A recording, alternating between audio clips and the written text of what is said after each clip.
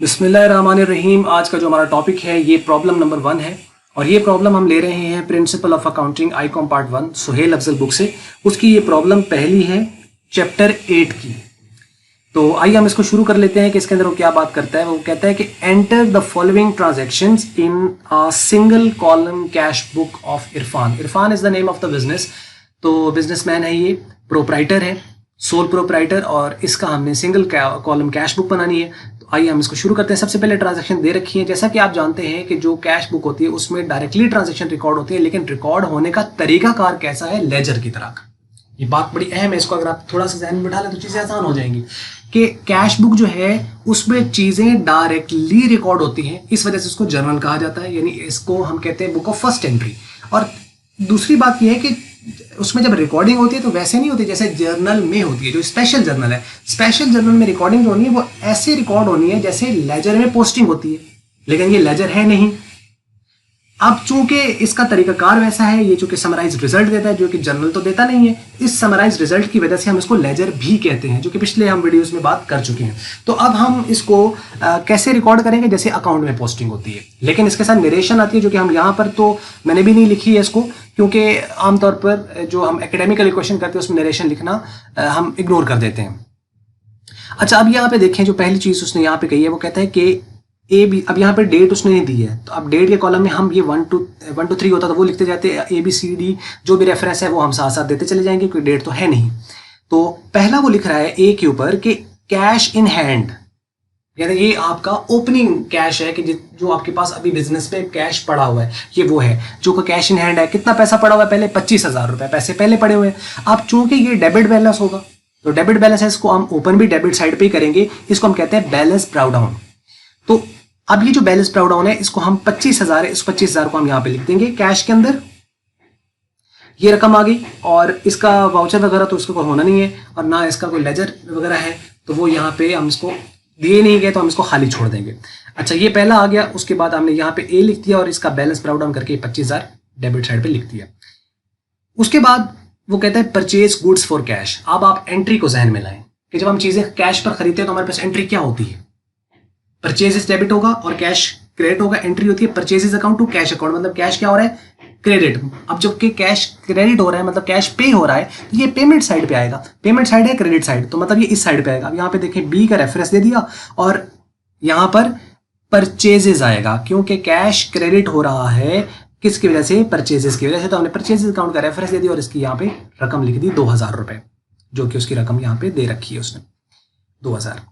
उसके बाद है परचेज टाइपराइटर फॉर। अब ये गुड्स थी तो परचेजेस आया, चूंकि टाइपराइटर इट्स अ एसेट, तो एसेट अपने नाम से रिकॉर्ड होता है तो टाइपराइटर के नाम से आएगा। इसकी एंट्री क्या होगी, typewriter account to cash account, क्योंकि इसमें भी कैश क्रेडिट हो रहा है तो सी है ट्रांजैक्शन, तो यहाँ पे सी आ जाएगा और टाइपराइटर का रेफरेंस आएगा और क्रेडिट साइड पे लिखा जाएगा पेमेंट साइड पे कि कैश कम हुआ है 3,000 रुपए से, इस तरफ आ गया। उसके बाद अगर आप देखें डी पे, वो कहता है sold goods to Waseem for ₹1,200 at 10% trade discount and cash received. Trade discount मिला है 10%। अब वो 10% कैसे कैलकुलेट करते हैं, इसी 10% को आप 1200 से मल्टीप्लाई कर दें, मतलब 10% का क्या मतलब है 10/100। तो जब करेंगे तो 120 रुपए आएंगे। वो 120 रुपए आपने डायरेक्टली इसी में से लेस कर देना, क्योंकि ट्रेड डिस्काउंट पूरी अकाउंटिंग में कहीं रिकॉर्ड नहीं होता, सिर्फ वो अमाउंट को एडजस्ट करता है। तो जब आप 1200 में से 120 निकालेंगे तो 1,080 रुपए बच जाएंगे। और वो कहता है कैश रिसीव हो गया इसका, तो चूंकि कैश रिसीव हुआ है तो ये रिसीव्ड साइड पे आएगा और रेफरेंस किसका आएगा, सेल का, क्योंकि cash account to sale account entry हुई होगी। वसीम चाहे यहां पर आया है लेकिन ये कैश ट्रांजैक्शन है तो इसके अंदर कैश का ही रेफरेंस आएगा। तो कैश ट्रांजैक्शन है मतलब आप इसमें क्या करेंगे, हम सेल का रेफरेंस देंगे यहाँ पर, और ये डी है पॉइंट, तो यहाँ पे हमने डी लिख दिया, यहाँ पे हमने लिख दिया सेल अकाउंट, और यहाँ पे इसके 1,080 रुपए लिख दिए। मतलब ये 1,080 कैसे आए, 1200 में से 120 आपने माइनस कर दिया तो ये 1,080 रुपए आ गया। तो उसके बाद अगर आप देखें तो नेक्स्ट है ई पॉइंट। तो अब यहाँ पे देखिए, जैसे ये आ रहा है ना, सेल अकाउंट आ गया, यहाँ परचेज आ गया, टाइपराइटर आ गया, इनकी नरेशन यहाँ पे आपने लिखते जाना है। मतलब कि goods purchase on cash, typewriter purchase on cash, goods sold on cash, trade subject to a trade discount of 10%, ये आपने इस तरह लिखते जाना है। नहीं तो आप इनके ऊपर नंबर देते चले जाए, जैसे इसके ऊपर आपने यहाँ पे 1 का नंबर दे दिया, इसको आपने 1 2 3 ऐसे करके आप नंबर देते चले जाए और उसकी नरेशन लिखते चले जाए नीचे। नीचे कहाँ मुराद, मतलब इस डब्बे से बाहर, यहाँ पर आप उसको 1 2 3 वही सीक्वेंस नंबर देके और आपने नरेशन यहाँ बाहर लिखते चले जाना। ये प्रैक्टिकली होता है लेकिन यहाँ पर हम इसको इग्नोर कर रहे हैं। तो लेकिन ये याद रहे कि नरेशन ऑब्वियसली लिखी जाती है क्योंकि कैश बुक एक जर्नल है, फिर ये लेजर है। अच्छा, नेक्स्ट ई है पेड टू मिस्टर रेहान 750 रुपए। पेड है तो कैश कम हुआ होगा, तो मतलब ये क्रेडिट साइड पे आएगा, पेमेंट साइड पे आएगा। रेफरेंस का किसका आएगा, रेहान का, मिस्टर रेहान अकाउंट यहाँ पे आएगा और 750 इस तरफ लिख दिए। उसके बाद आपके पास है received from Ahmad and company, 1350 रुपए रिसीव हुए तो कैश बड़ा होगा, इस तरफ आएगा और रेफरेंस जो है वो अहमद एंड कंपनी का आएगा और ये जी पॉइंट था तो हमने यहाँ पे जी लिख दिया और 1350 आ गए। उसके बाद है जी purchased stationery for cash. Cash पर आपने स्टेशनरी परचेज की है, तो जब स्टेशनरी परचेज की है कैश पर तो परचेज करते वक्त आपका स्टेशनरी जो है वो एक्सपेंस हो जाता है जब वो यूज हो जाती है। नहीं तो जब तक ये अनयूज्ड है तो उस वक्त तक ये हमारा एसेट है, तो आप इसको stationery account to cash account entry होती है तो मतलब स्टेशनरी का रेफरेंस आएगा। तो ये चूंकि कैश कम हुआ है इस तरफ आएगा और स्टेशनरी का रेफरेंस आ जाएगा और ये 800 आ जाएगी। फिर है जी received from Zaheer and company 2400, receive हुआ है तो इस तरफ आएगा और जहीर का रेफरेंस आएगा 2400, ये अमाउंट लिख दी जाएगी। उसके बाद है पेड ऑफिस रेंट, रेंट पे किया है तो जब पे किया है तो क्रेडिट साइड पे आएगा और रेंट का रेफरेंस आ जाएगा और ये 500 आ गया। और आखिरी है पेड सैलरी 750, तो 750 हमने सैलरी पे किया तो पे किया तो कैश कम हुआ होगा, इस तरफ आएगा सैलरी का रेफरेंस और 750 आ गया।